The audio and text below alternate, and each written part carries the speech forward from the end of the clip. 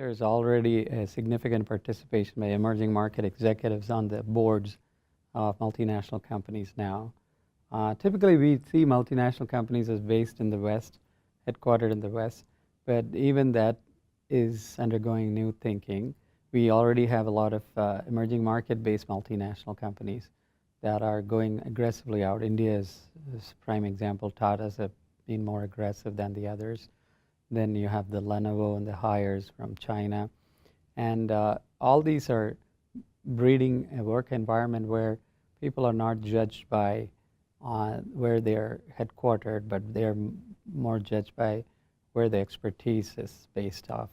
And we see more and more emerging market executives on the boards of companies, many companies. If you take Cisco, Microsoft, they are good examples where some of the leading contenders for Microsoft CEO, one of them or two of them are probably emerging market people. The emerging market voices are being increasingly heard, and it's becoming more important, not just being heard.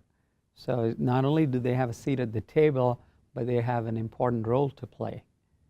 And so this is a positive development from the point of view of balancing of the thinking power, balancing of innovation architecture spread throughout the world.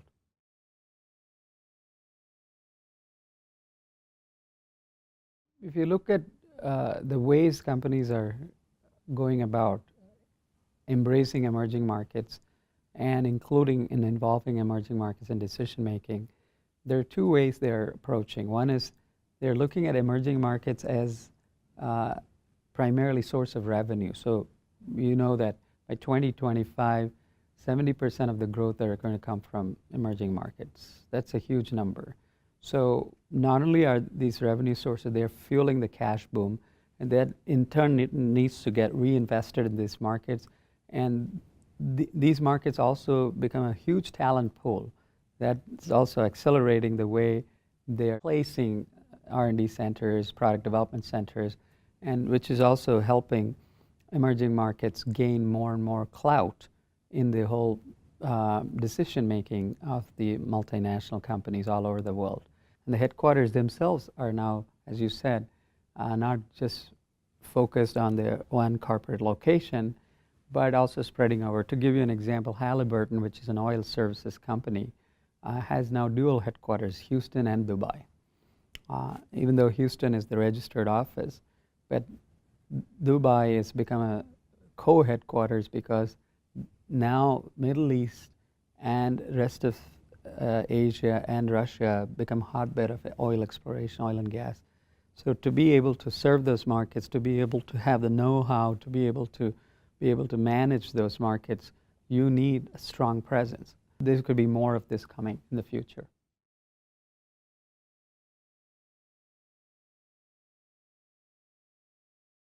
As of now, only 17% of multinational companies or global companies' innovation comes from emerging markets, even though the fact is that 4.5 billion of consuming class, by consuming class I mean anybody with an income of $10 and more, out of a global population of 7.5 billion people, are in emerging markets. So certainly there's an imbalance in terms of the home or source of innovation, particularly when they have talented pool. India has the largest number of engineers graduating, and China has definitely the biggest talent pool, scientific manpower, human power. So given that India and China alone have this, and if you include Russia, Brazil, South Africa, Turkey, and all the other, Mexico and emerging markets, then you should see more talented pool at a lower cost, and you should be seeing more innovation coming from those places. But it's not happening right now because only now firms are embracing these markets for the quality of people and the fact that, you know, I could get higher quality but at lower prices. So we should be looking more towards going from 17 to anywhere to 40% in the next 10 years or 15 years.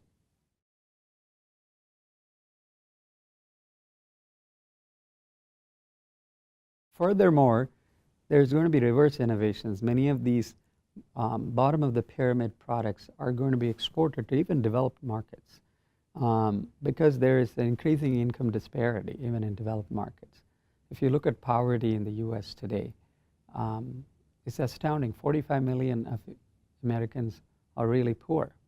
And that situation is not going to get any better.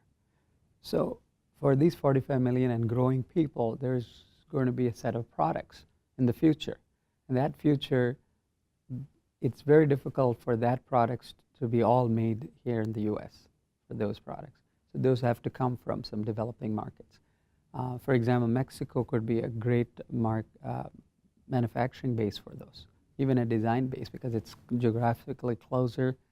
It can supply abundant number of products.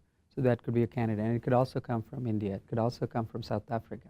So I think we will see the pyramid or tiered markets in every country, whether it's now emerging or now developed.